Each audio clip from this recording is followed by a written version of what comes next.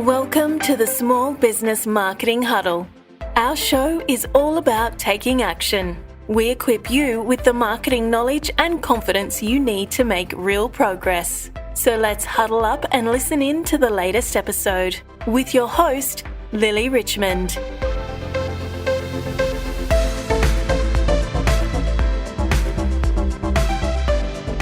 Hey, this is Lily. Thank you for being here today. If you're already subscribed to the show, thank you so much. I really appreciate you, and I am really delighted that you're taking some proactive steps to take control of your marketing.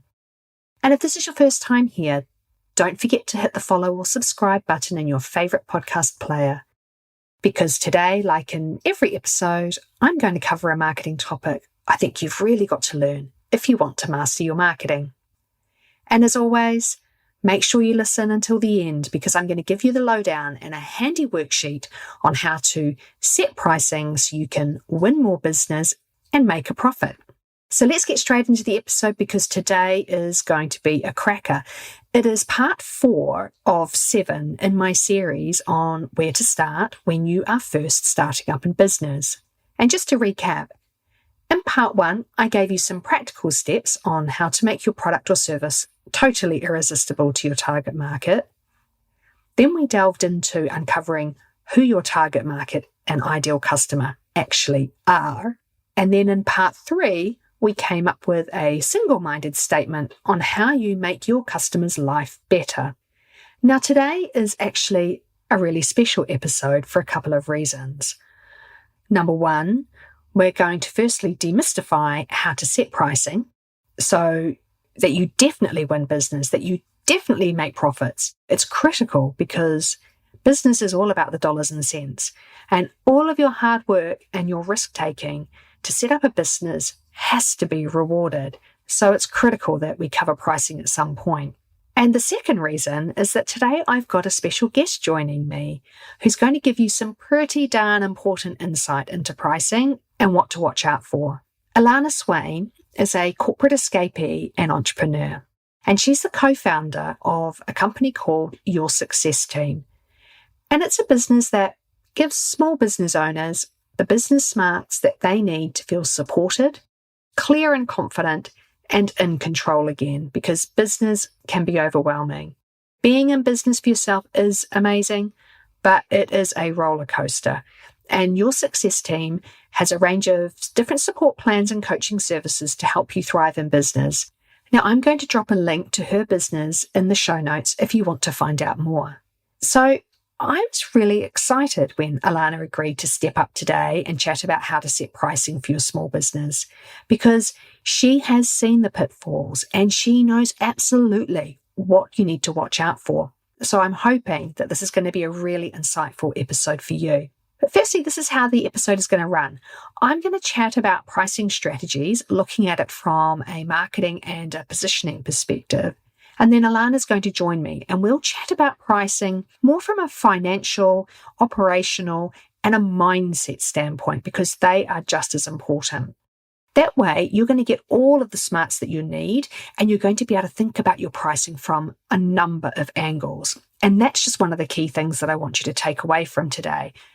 Pricing is multifaceted. It has so many different perspectives and angles and things to consider. So I'm going to hopefully share some of that with you today, and you can get that insight that you need. So let's get straight into the episode. So what is pricing strategy? At its simplest level, it is just the method by which you determine what prices you're going to charge. And there are a number of factors that are going to influence how you set them. The 5 main areas that are going to have an influence over your pricing are: number 1, what your consumers are willing to pay. Number 2, what your competitors charge. Number 3, how you want to be positioned in the marketplace. For example, are you going to be a premium brand, or will you price match your competitors? Number 4, the costs of creating the product or service, running your business and the marketing of your business as well. And then number 5 is what profit margin you want to make.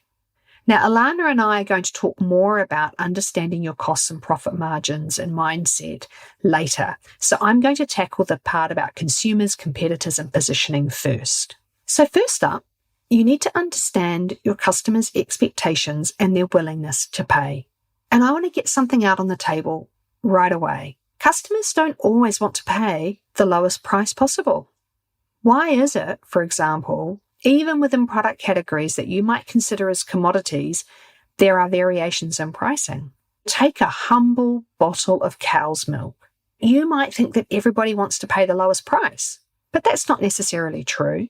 Check it out in the supermarket aisle next time you're there, and it might surprise you. There are premium brands, there are budget brands, there's generic milk, there's organic milk, there's milk fortified with extra vitamins, there's the A2 protein milk. The list goes on. So consumers are willing to pay a price that they perceive as giving them value for money. And that's a key point that I really want you to take away here. They will pay for the features and benefits that are important to them. And value for money does not necessarily mean it's the cheapest. How would something like a Louis Vuitton handbag be value for money, for example? If you ask someone who owns one, they might say it's handmade. It essentially has a serial number. It uses the finest materials. It's iconic and recognizable around the world as a symbol of luxury. It makes me feel better about myself, and it infers a level of status in society. So for that person, it definitely has value for money. So when you consider this for your business, think about what is important to your consumer and what your value story is. And this tightly ties into parts 1 and 2 of the series, where you need to understand what it is you're offering and who your audience is. And when we think about the last episode where we talked about how you make your customer's life better, that also feeds into pricing as well. So the second area is the competitive landscape. To set robust pricing for your new business, it is important that you understand what your competitors are charging. And my tip here is to use this to inform and sense check what you're going to charge, but not define it. You have to make a decision.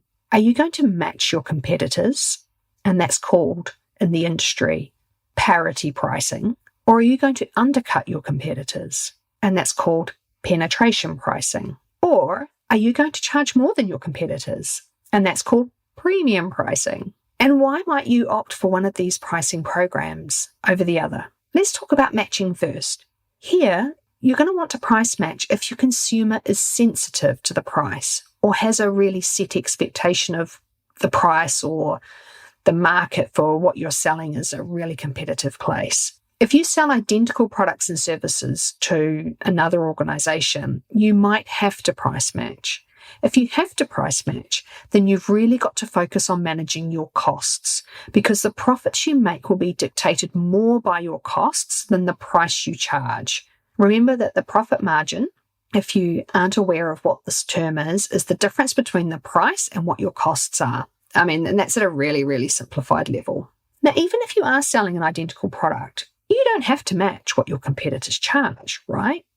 Because maybe your offering is different. Maybe you give more value via things like better customer service or free delivery and returns, or your brand and the experience that you give your customers is going to be totally different to what your competitors do.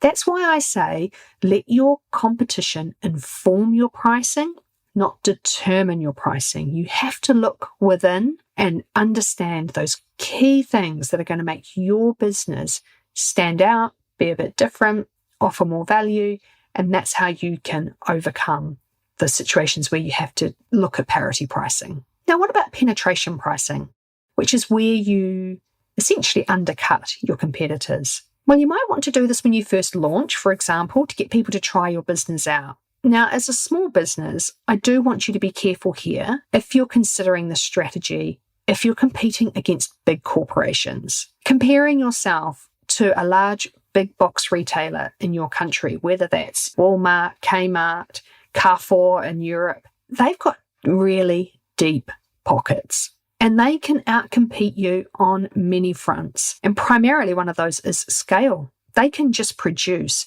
a whole load more product much more cheaply and sell it in much greater volumes than you can if you're a small business or you're just starting out. So you've really got to think about, if you're going to use penetration pricing, which is where you undercut your competitors, you really have to think about is how long you could sustain that for. Now, another way that you can look at penetration pricing is actually to treat it like an introductory offer. So it gives people an opportunity to try your business out, and it can encourage them to take the plunge, and it creates a bit of urgency. However, I am going to say I don't think that being a loss leader is a good strategy for a small business over the long term. We want your pricing to be sustainable and for your business to be successful. So undercutting from day one is not a great place to start. Finally, the third pricing program is premium pricing. And this is my favorite. This is where you are going to charge more than the majority of your competitors because you are going to offer some form of value that makes you better. And as a small business, this is where you can play really effectively. Just remember, you have to unlock what value your consumers are looking for. So make sure you do your research on that first. What do they value? And if you can offer that, premium pricing is definitely the way to go. And this then neatly leads me on to the third factor of pricing, which is positioning. And what's positioning? Well, it's how you influence your consumers' perception of your business, brand, or product offering versus your competitors. If you want to be a budget-conscious business that offers a no-frills service, then you're going to price yourself at the lower end of your competitive set. But if you want to be seen as a premium offering with high-quality products, then you will want to be charging more.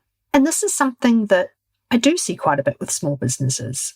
They want to be a premium brand or a premium business, but they're price matching or undercutting their competitors, or their brand experience isn't premium enough. They're using really cheap packaging, or their branding just does not appear premium.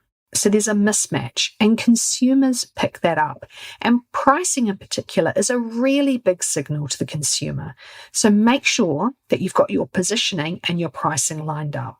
Okay, so we are on to factors 4 and 5, which are understanding your costs and profit margins. And it's at this point that I'm going to bring Alana into the conversation, and we're going to have a pretty free-flowing, but kind of a question and answer session around profit margins, around costs, what to watch out for. And she's going to give some great insights on some mindset pieces and what to consider. Okay, well, I would now like to introduce you to Alana Swain, who is joining me today on the Small Business Marketing Huddle. And Alana is going to share some really great insight and ideas and tips around pricing and some things to look out for. And we're going to talk all about the differences between pricing and profitability, understanding your financial dynamics, charging what you're worth, all of those good things. So without further ado, I am going to welcome Alana to the podcast. Welcome. Hi, Alana. How are you today? Oh, I'm so good. Thank you so much for having me here, Lily. I'm really excited to talk about this stuff because it's one of the things that we don't share enough, the money side of business, which then makes all that hard work that you've done with marketing and getting people to know about you, it makes the business busy. Totally. And actually profitable, which is the difference. I always like to joke between having a subsidized hobby or an expensive hobby and a business. Yeah. And I guess that's so spot on, given that we're talking about the idea of when you're just starting out in business. So, getting people set up with those good foundational principles and concepts early on is so key, because if you start really well, then you've got a greater chance of your business succeeding over the long term. So, yeah. Absolutely. Perfect. So before we delve into the topics of understanding your costs and the financial dynamics and how they influence your pricing, I'd really love to hear from you about some of the most common challenges or mistakes that people make when it comes to setting pricing for their products or their services. And feel free to tackle products separately to services, because there are some different dynamics there, or altogether. So, yeah, what are your perspectives on that? So I think, yeah, you're quite right. I think pricing products and services are quite different because obviously if you're running a product-based business, your overhead and your business model is just totally different than a service model typically.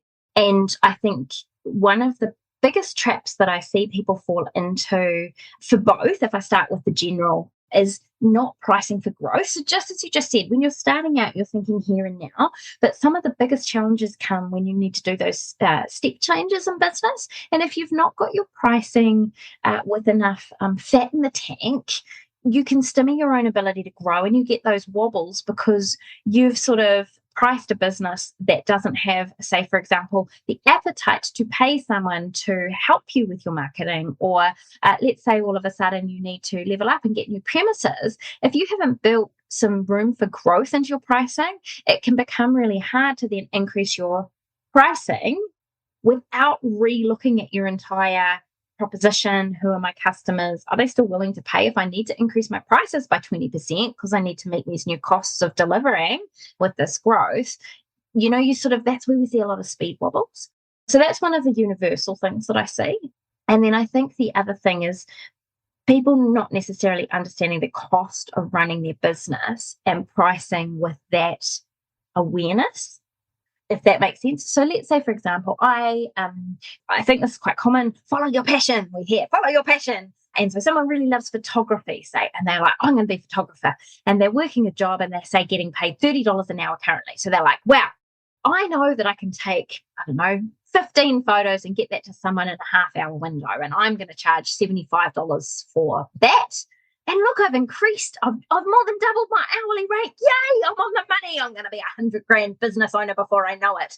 And they haven't realized that actually that doing the work part of their business is just one component of running a business. And they haven't priced for the fact that they may need to be spending 5 hours a week doing some of the administrative tasks, or a certain number of hours a month attending networking meetings, or working on website updates, or planning their marketing efforts to get that person in front of their camera to do that work. And so they're going for this really direct transfer of salary or hourly rate to charge rate without understanding that other stuff. And I think that's a particularly service-based example, but it's true for product as well.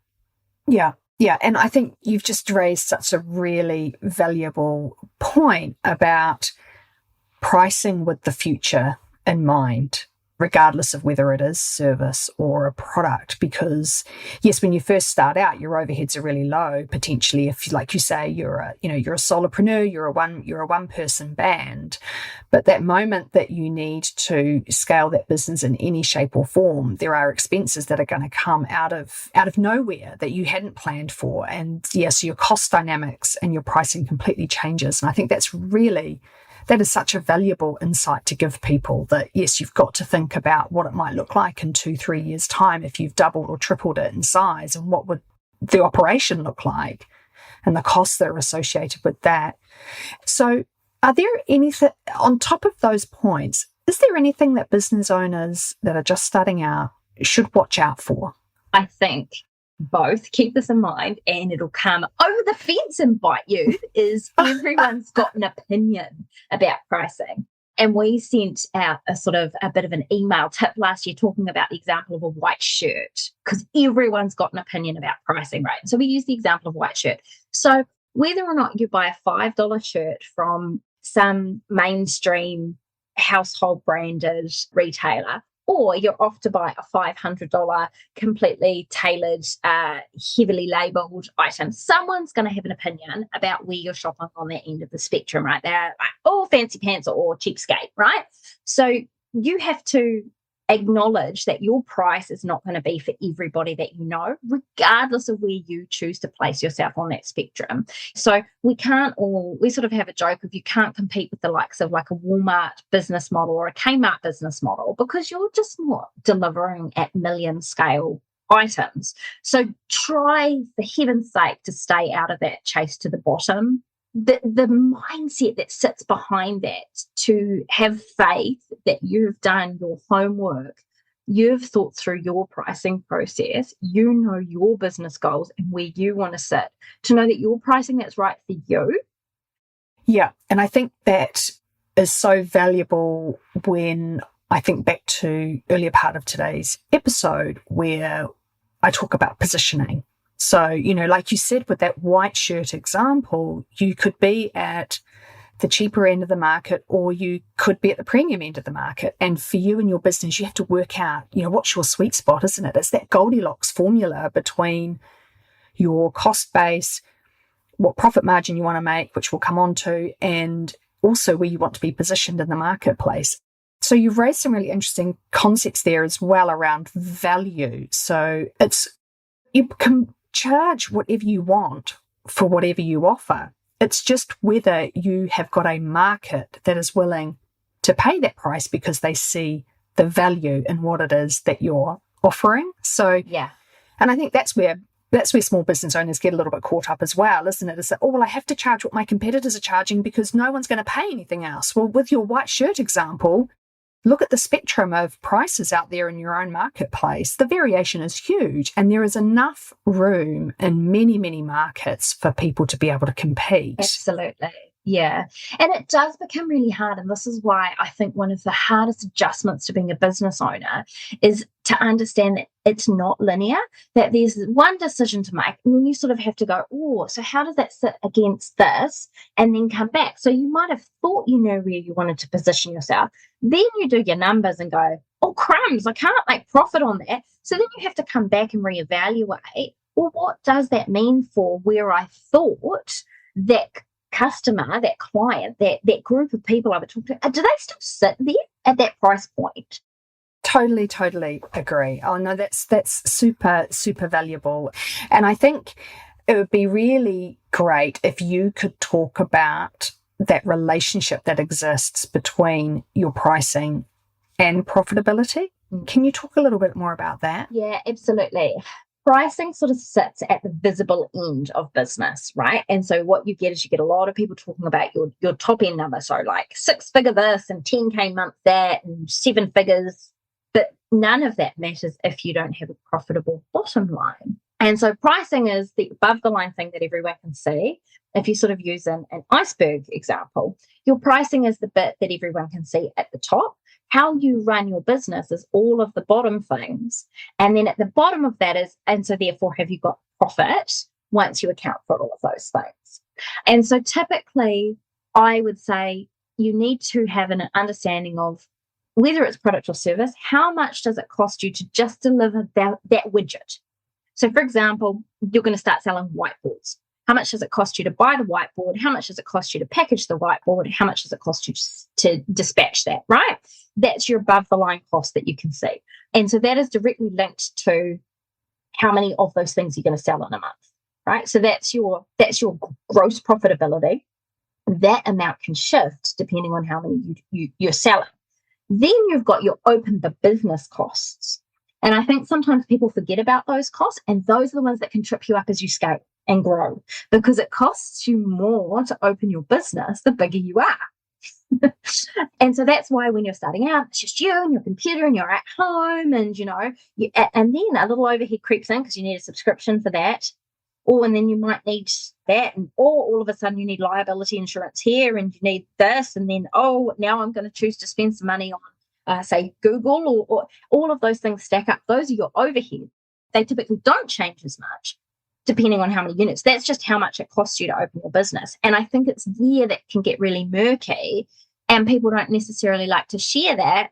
They just wait for their financials at the end of the year from the accountant to go, did I make a profit or not? Right, totally with you there. And what are some of those, for someone who's not really that familiar with the concept of the overheads, can you run through a little bit of a list of what would those big ticket items be that people need to make sure that they are definitely budgeting for in those overheads with their startup costs? Yeah, so I think it's quite easy to capture what does it cost me to provide my product or service, right? But then below that, I'd say, so you're going to, at some point, want an accountant to help you, probably. You may have insurance needs, whether that's liability or premises. You may want to have a premises in the future. You have costs in terms of your ongoing subscriptions to the things like, Zoom, and everything's priced at enough of an amount that you probably don't, oh, that's all right, that's $30. I don't need to worry about it. All of a sudden, if you've got 10 of them, that's $300 a month. That could significantly impact you when you're starting out in terms of profitability. And then I think as you perhaps tiptoe out of startup and into that, I want to run more stuff through the business mode, that's where overhead set your home office expenses, your vehicle expenses, those sorts of things. And so on the one hand, you may have an inclination to want to put as much through the business as possible, because that's old school business advice. Run it all through the business. You might save heaps. It'll be great for you. Tax deductible and all of that. But same thing, that impacts on your profitability. Yeah. And ultimately, if you're running as a consultant or that type of a service-based business, then from a profitability standpoint, you can only pay yourself out of your profits, really. If you're going to take in New Zealand anyway, if you're going to take a shareholder salary as opposed to paying yourself wages. So that profit number then becomes really important if you're going to be a one-man band consultant, for example. Absolutely. And I think, and this is where pricing is really important to think, what's my long term? So if you're a consultant, typically you don't have a business to on-sell. Therefore, you need to make as much profit as possible for the lifespan of your desire to run that business. If you have a different business model, for example, a product business or a business where you have a team, you may want to sell that business. Therefore, it's important to be profitable so someone wants to buy your business. Yeah. And so that's why profitability is so important, regardless of whether that's product or service. It's really important to understand, what is this business the vehicle for? And profit is important. And from a financial perspective, what would you say a business owner needs to consider when actually coming up with their price? What are the things that they need to consider and keep in the back of their mind or watch out for? What are the key dynamics? So I think we've sort of spoken about that room to grow. I think you need to have an understanding of your supply chain costs. Like, are you in a part of the market? We saw a lot of people get really hurt, particularly in the New Zealand market, if they were at the mercy of a supply chain when the Suez Canal sort of crises hit, which came off the back of lockdown. So we sort of got this perfect storm for some people in that they had these incredible, like quadruple shipping cost changes, but they couldn't quadruple their charge to the end consumer because the market demand just wasn't there. If you didn't have room in your margin for that, you've not got profit. And we saw a lot of businesses sort of go into negative profitability. And so that's why I think one of the things, business isn't linear, but I do think it's really important when you're sense testing before you go live, do a little bit of a SWOT analysis, which is what are those threats out there in the marketplace that you do need to be aware for, and just put some of that thinking into your pricing. And, that is where quite often it's really helpful to work with someone with your pricing. And obviously I'm totally biased there because I've got a business that helps people do that. But sometimes you can't see what you can't see because you're so invested in your idea becoming a business that you don't want to validate that and have someone shoot you down. Yeah. Yeah. Yeah. And sometimes it's also that perspective of when you run the numbers of thinking, well, how am I ever going to make any money doing this? And actually, is my idea viable? And, that's pretty disheartening for somebody when they full of enthusiasm. They've got these great ideas and then they think, how am I going to make a living out of this? But it's so important to get that sorted right from the outset, like you say, and working with someone like you or another consultant that does that type of work. The reality is that having that person to sense check with you, might need to give you a reality check, or say it might come out that, okay, the way that you're planning to do it isn't going to work, but it might work a different way. You might have to change the business model or the product or the way you're going to run the business slightly so that you can turn it into a going concern. So, and that's that insight that I think, like you say, people don't have a sense of that, do they? Yeah, because none of us know what we don't know. And that's the part of the path. And that's why it is Like, I do think it's a particularly New Zealand trait to not want to ask for help. And that is damaging to our success as a nation of small business owners. If we ask for help sooner, we may not have these growing pains or growth wobbles, and we might find more success, because if someone was able to just point out a couple of things, you don't know it yet, because how on earth were you meant to know it? You can't know it until you've been through it. That's not you being stupid. That's just you not having had the bruises. Yeah. So let someone else's bruises be the lesson, Oh, totally, totally. And I think, you're absolutely right about New Zealand businesses. Yeah, we're afraid to ask for help. We don't want to, maybe there's a bit of pride there as well. We don't want to admit that maybe we don't know what we're doing. There's so many shortcuts that you could take by actually saying, well, yeah, if I could invest, not think about paying, but if I could invest in some proper advice, then it would save me thousands and thousands of dollars and hours and heartache as well. Yes. Can you talk a little bit about profit margin in relation to your pricing and your cost of delivery of that product or service, and why it's important for small business owners to actually understand what profit margin actually is, and how you set what your margin or your markup is going to be, and all of those sorts of things? Can you give us some insight into that? Yeah, look, we might need to record like 6 different episodes. So I think one of the things is, if you want to take yourself seriously as a business owner, you need to take profit seriously. I think typically you need to, depending on what so let's say for the likes of a consultant starting out, if I sort of was to use that, you want your gross profit. So that is your gross profit, actually, if you're a consultant, could be as high as 80 to 90%, because your costs of delivering are really low, versus if you say, for example, the whiteboard example, if you're selling whiteboards, there's lots more there. But I think regardless of your business, you want to be sitting with your gross profitability at 40%, because that is going to give you that room for growth, right? So 60% or above. And then as you're sort of running your overheads, your net profit, so that's when you take out all the other costs of opening the door, what's your net profit? You want that to sit between 20 to 60%, depending on your business. Now, some businesses, that is really hard. Hospitality has to run so much tighter than that. But if you're trying to start a product-based business, if you want room to grow, you need that bigger buffer, because the likes of like a Walmart or Kmart or one of those big box retailers, they can run on a tiny, tiny profit margin, but that is because they are pumping such volume through that it doesn't matter if they're running at 4% net profit. No one's going to buy a business for 4% net profit. Yeah. And their game is a numbers game, and that's where it's really dangerous to compare yourself, isn't it? So it's the thing you immediately want to do. And I've talked about, hey, you need to go out and look at what your competitors are doing. Yes, look at what they're doing, but your immediate competitors, are you really competing with Walmart? Are you truly? Because you're not in that same space. So someone who's maybe going online looking for something that's slightly different, it's not that mass-produced product, then Walmart's not a direct competitor for that anyway. And so it can be really dangerous, can't it? The curse of comparison, ultimately. Comparison is the thief of joy in life, but so true in business. I think comparison is the thief of confidence in business. Yeah.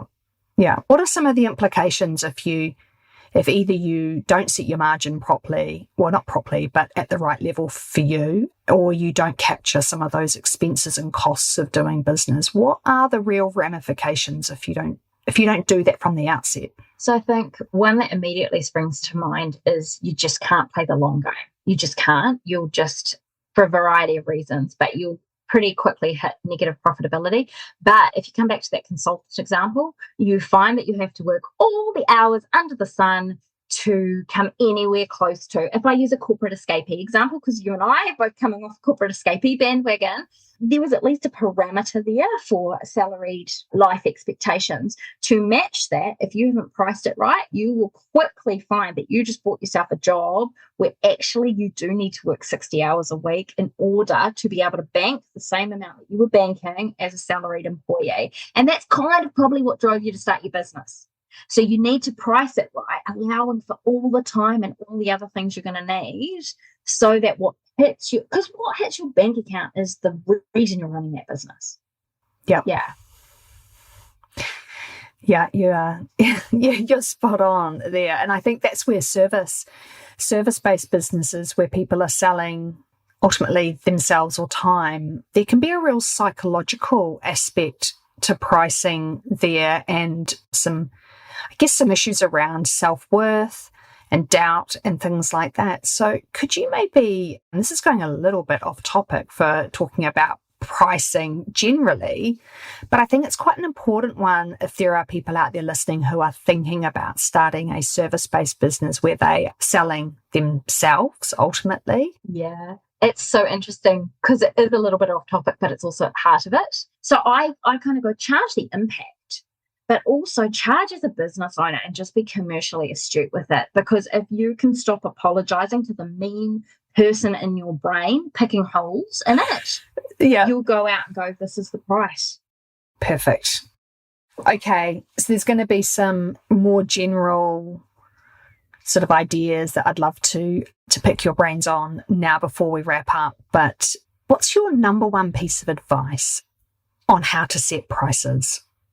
I would say, put on the spot, my number one piece of advice would be to as much as possible, divorce your emotions from the price and think commercially. And that will help set you up for success. So much easier said than done. Yeah, we do all struggle with it. And I think because when you start a small business or any kind of business really, it's usually come out of some kind of idea or passion, something that you're really invested in personally. And so it can be really hard to divorce that and yourself from the commercial aspect of running a business. And that, you actually have to be a little bit hard-nosed and say, well, I'm in business. Yes, this might be my passion. This might be something that I just love to pieces and am totally invested in, but ultimately it's a business. Yes. Okay, Alana, and I guess my final question for you is for a business owner who is struggling to set their prices high enough, what advice would you give them? I think the biggest thing for me, it comes back to it sounds like really like woke and buzzwordy, but you have to be really committed to your vision, your passion, your why, whichever word sort of lights you up, go with that word and then try and keep that alight and in front of you. If you have to have it written on the screen in front of you, but just keep bringing it back to why are you doing this business thing in the first place? Because it has challenges. And so if you keep bringing it back to your why, then hopefully that will help you get over your inertia, your self-doubt, your worries, all of those sorts of things. And to hopefully also, if the reason that you're struggling with your pricing being high enough is that you're scared to look at your numbers, then hopefully that commitment to your why would drive you through that. Yeah. Oh, no, that's a perfect piece of advice. Yeah, no, that's really, really great. Thank you. Thank you so much. Hey, Alana, we're going to have to leave it there. I could talk pricing and business profitability with you all day. And such a great topic that you're clearly passionate about. And even for me as a marketer, you've got to know your numbers and you've got to make sure that you can be in business to make a profit. So it's not all advertising and fancy sort of social media. So yes, this has been a really meaty topic, and I really do appreciate you joining me today and giving me your time and sharing your wisdom and your insights with the audience. So thank you so much. And hopefully we'll be able to get you back on the podcast another time to talk about a different topic. So, yeah. Yeah, I'd be delighted to. It's truly been a pleasure. And I just think if it helps one or several or many people, then that is absolutely time well spent. And the work that you're doing here with the podcast is incredible. Oh, Hopefully people can take something from here, go away and do something with it, and it makes an impact for them and their businesses. wonderful. Okay, thanks, Alana. You're welcome. Take care. Wow, I hope you found that interview with Alana helpful in understanding your costs and profit margins when it comes to setting prices. So let's recap what we've covered. There are 5 different perspectives to consider when you set your pricing. There's the customer, competition, positioning, your costs, and your profit margins. And after the break, I'm going to take you through each of those 5 perspectives and share some actions that you can take to make sure that you've incorporated these into your pricing strategy. Alrighty, let's get into the nitty-gritty of things that you can do to set yourself up for success with your pricing. So I've, as usual, created a short guide that can help you get some of your ideas down on paper, really, when it comes to pricing and the considerations that you need to make. So I've included a link in the show notes, or you can grab it at marketingondemand.co/startup4. And I just find these workbooks tend to be helpful for you to get your ideas down on paper. And I appreciate that when you're listening to the podcast, you might be doing something where you can't really take the time to think things through. And so that's why I recommend download the little guide and you can work through and refollow the episode as well. Okay, so remember there's the 5 different perspectives when thinking about your pricing strategy. Let's tackle number 1, the customer. An action that you can take here is to do some desk research. And I want you to note down what the range of prices are for the product or service that you offer. What's out there in terms of pricing? What do you think consumers are willing to pay? The second piece that you can consider here is actually listing out the value that you offer your customer that could help you command a higher price, a premium price. What's that extra value add that you are going to bring to the table that is going to encourage that customer to be willing to pay a higher price for it? Remember, consumers will pay when they get value for money. Everything has a value equation, and you've just got to work out what that is for your individual product or service. The second area to consider is your competition. And again, I want you to go away and do a little bit of desk research here. Who are your main competitors, and what is it that they're charging? Now, if you have been following along in this series, in episode 1, there was a workbook that came along with that, and actually you will have included 3 competitors there. So that's a really great place to start. Go back, check out those competitors and look at what their prices are. And the second part of looking at your competitors is not just their prices. I want you to look at what value they offer as well, right? So this could be things like free returns, after sales care. Maybe it's a free website audit if they're a web designer. These are all the sorts of things that businesses do to offer value for money. Do they offer any promotional pricing? Note that down as well. They might offer some introductory offers, but their underlying price might be higher. And remember my word of advice from earlier in the episode. Use your competitors' pricing as a guide, not as the justification for exactly what you should charge. You've got to believe in what it is that you are selling and the value that it brings. Number 3, positioning. So based on the 3 pricing programs that we talked about earlier, are you going to parity or match price? Are you going to go for penetration pricing? That's where you undercut your competitors in the marketplace. Or are you going to premium price? That's where you price above the bulk of your competition. What makes sense? Where do you want to be positioned in the market? Do you want to be the budget option? Do you want to be the premium option? Or do you kind of want to be middle of the road? It's really important for you to think about that because that's actually going to link into the next episode where we talk about branding. Number 4, understanding your cost base. Now, I've got to make a big caveat here. I'm making an assumption that you've already completed a basic business plan with financial projections to work out the revenue and the cost dynamics for your new business. The goal here in this episode, by understanding your costs, is not to do a full financial analysis. This isn't an accounting podcast. But it is a good idea to sense check and make sure that you haven't missed anything in your cost base. So here are some actions that you can take around that. So following on from the interview with Alana, she talked a lot about making sure that you account for all of the costs of making your product or service and your overheads. So this is what I'd like you to do. Get out that pen and paper and list out all the costs associated with making your product or service. And then I want you to list out all of your overheads.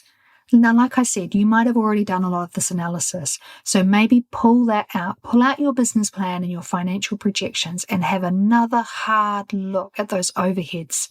And remember that overheads are your costs of opening your business up every day.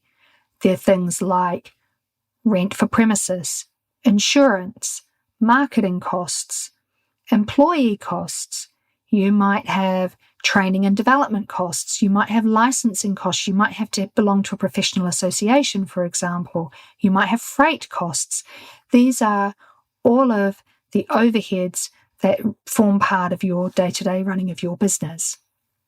And there was a really powerful thing that Alana talked about, which I really do recommend you do. So this is the third action for you under understanding your cost base, is think about where you want to be in 2 years' time. Do you need to start accounting for now those higher or new costs that you will have in 2 years' time when your business has grown significantly, but you don't have them today? You need to be able to factor those things in from day one so that you're not having to have an awkward conversation about putting prices up. And we're on the home straight now. Number 5, let's talk profit margins. Now, make sure that when you set your price that you've taken into account your costs to run your business and what level of profit you want to make.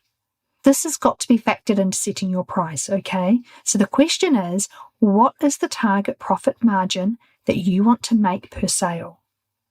Write that down.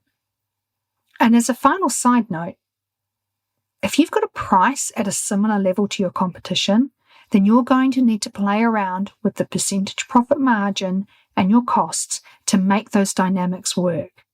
These are the only two things that you're really going to be able to influence if you have to price match in your industry.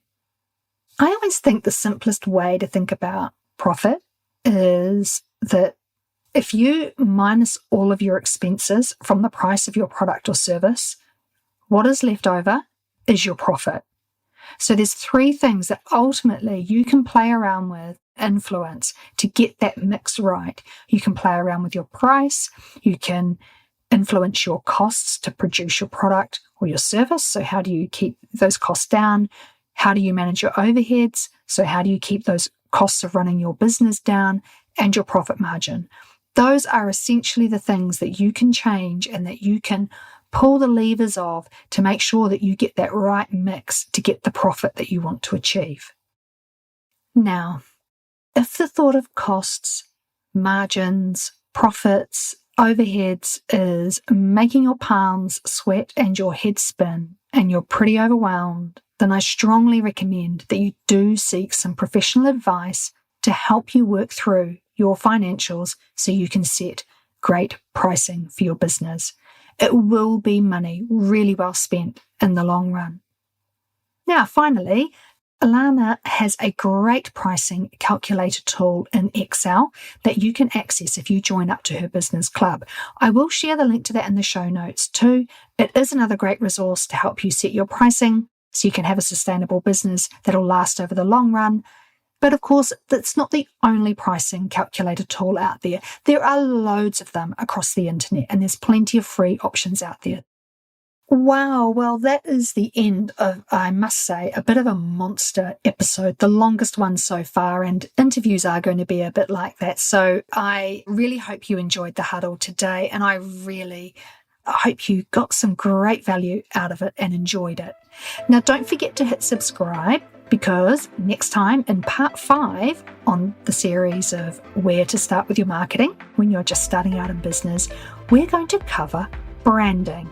And a really simple yet super effective exercise that is going to help you come up with your brand essence so that you can create a consistent and engaging brand experience for your customers. And as a quick reminder, visit the episode description to get access to today's show notes and workbook and any other links that I've talked about. Or you can download the workbook directly on my website. You can grab it at marketingondemand.co/startup4. Thank you so much for listening, and I will catch you at the next episode of the Small Business Marketing Huddle.